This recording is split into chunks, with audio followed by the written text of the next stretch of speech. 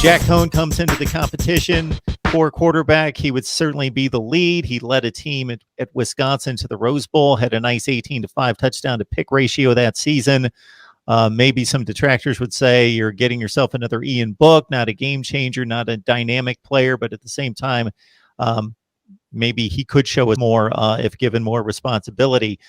Is he definitely the guy, or how does the quarterback competition size up in 21?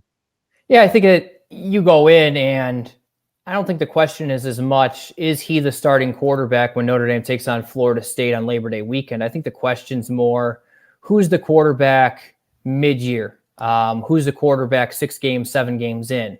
Because they brought in as highly touted a quarterback as they've had since Gunnar Kiel a few years ago, and that didn't work out at Notre Dame. He ended up transferring to Cincinnati. But who they brought in Tyler Buckner, he was at one time a 5-star recruit. One of the passing camps, he didn't put on the display that was wanted or was that impressive, and he dropped a star ranking, a 4-star. Still a top 50 recruit on both Rivals and on 247 Sports.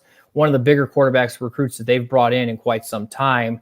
And what's interesting with him is his sophomore year had a leg injury, missed part of the year for that. His junior year had phenomenal numbers, was a one-man offense that put up ridiculous numbers, both running game, passing game-wise, led his team deep into the California State playoffs. And then this past year didn't get to play football because of the pandemic that's gone on globally, and California didn't have high school football this past season. So he's got, for a guy that comes in with that pedigree of being a solid 4-star recruit, some thinking he should be a 5-star, he doesn't have a ton of playing experience. So I'm interested to see, they're obviously very high on him and very excited about him. There's no way I think that you can have a kid come out of his senior year of high school where he didn't even play football and expect him to start right away. But I do know that they are extremely high on him, and I would think that he'll probably challenge for playing time, if nothing else, as the year goes on. But yeah, for going into this year, I think that's going to be Jack Coan. And I think that you're right. I think that he's kind of like an Ian Book light almost. I do think he throws the ball downfield better from what I've seen from him than Book did. Now, where I think Notre Dame is really going to miss Book this next year is how much of the offensive line they lose, and Book's ability to just extend plays. You cannot overstate how valuable that was to this team, not just this year, really the last 3 years.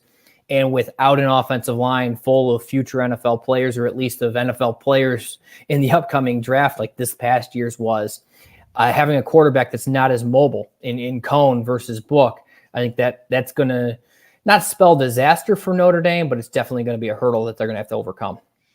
If you enjoyed the content, please hit the like button. Also, if you're joining us for the first time or have only seen a couple videos, please check out the video displays and subscribe if you like what you see.